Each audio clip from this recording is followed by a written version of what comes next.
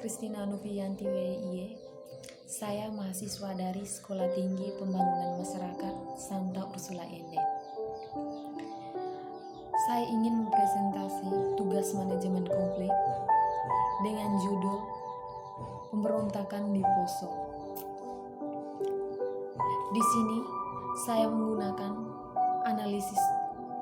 menggunakan alat bantu untuk menganalisis konflik tersebut, yaitu alat bantu pohon konflik. Di mana seperti kita ketahui, alat bantu ini memiliki 3 komponen, yaitu yang pertama, inti masalah, akar masalah, dan efek atau dampaknya. Yang pertama saya ingin jelaskan inti masalah tersebut, yaitu perselisihan antara penduduk asli Poso yang bermayoritas sebagai agama Kristen dengan para pedagang-pedagang Bugis yang bertransmigran dari Jawa yang memeluk agama Islam. Yang kedua, akar masalahnya yaitu terdiri dari faktor ekonomi, faktor politik, budaya, dan agama. Efek atau dampaknya itu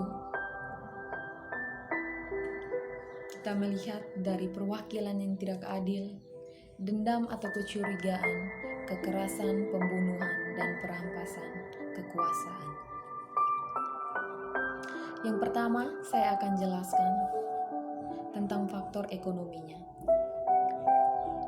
yaitu terlepasnya dan hilangnya faktor dan sumber produksi ekonomi masyarakat seperti sawah, tanaman kebun, mesin giling padi, traktor tangan, rumah makan, hotel, dan lain sebagainya, seperti eksodus besar-besaran penduduk Muslim Poso, terhentinya roda perekonomian, rawan pangan, munculnya pengangguran, dan kelangkaan kesempatan kerja.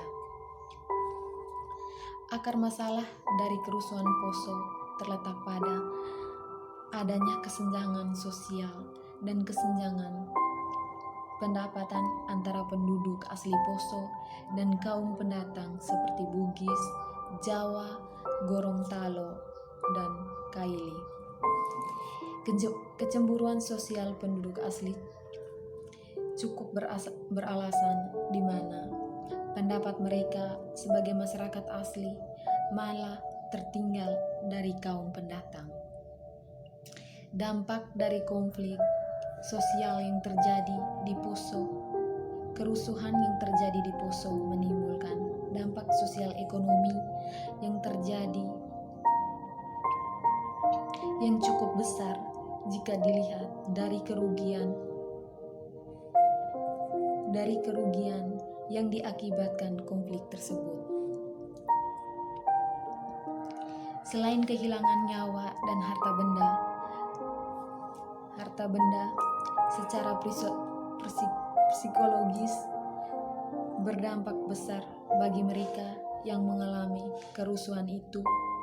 Dampak psikologis tidak akan hilang dalam waktu yang singkat. Yang kedua, kita lihat pada sistem politik.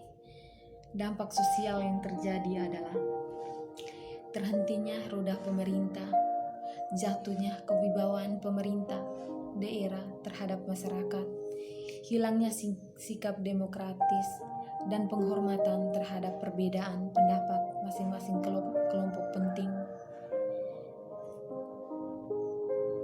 legislasi, pemaksaan kehendak kelompok kepentingan dalam pencapaian tujuan.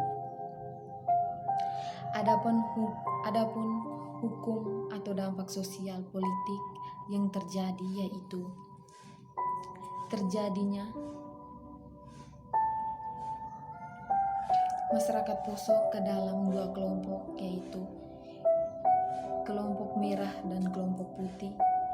Tidak dapat dipertahankan nilai-nilai kemanusiaan akibat terjadi kejahatan terhadap manusia seperti pembunuhan, pemerkosaan, penganiayaan terhadap anak serta orang tua, dan pelecehan seksual.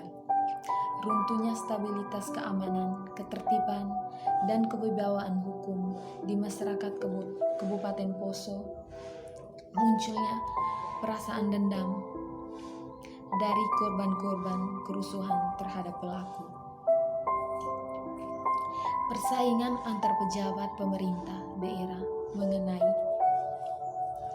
posisi birokrasi di berbagai kekuasaan tingkat kabupaten antara pihak Kristen dan Islam yang tidak seimbang, situasi dan kondisi yang tidak stabil, dikombinasi dengan penegakan hukum yang lemah menciptakan lingkungan yang menjanjikan untuk terjadinya kekerasan.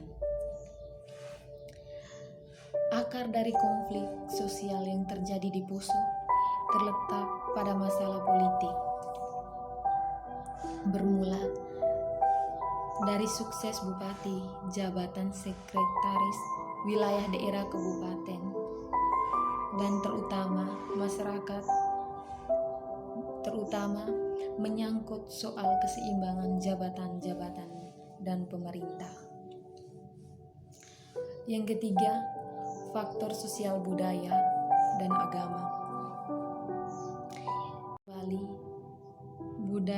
budaya,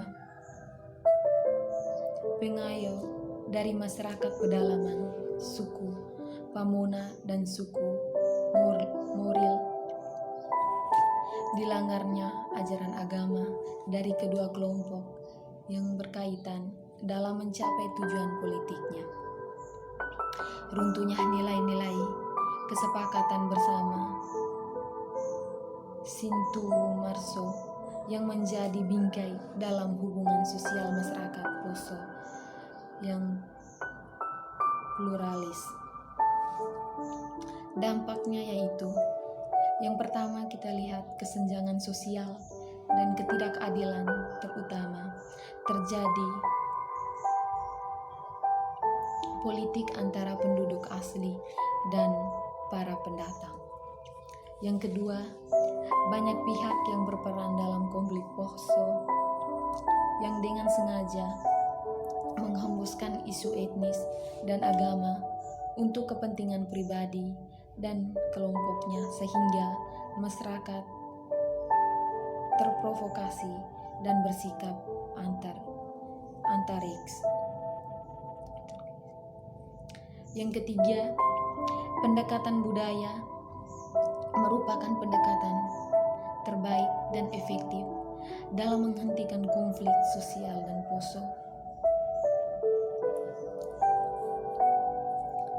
Yang terakhir, kita lihat bersama solusi atau jalan keluarnya. Menurut pendapat saya, solusi atau jalan keluarnya, cara yang pertama yang mesti kita lakukan adalah melakukan kerjasama melalui dari kalangan penguasa hingga tingkat mahasiswa harus ikut berperan menangani konflik yang terjadi di Poso dengan melakukan tindakan nyata agar masyarakat setempat tidak hanya berfokus pada masalah politik.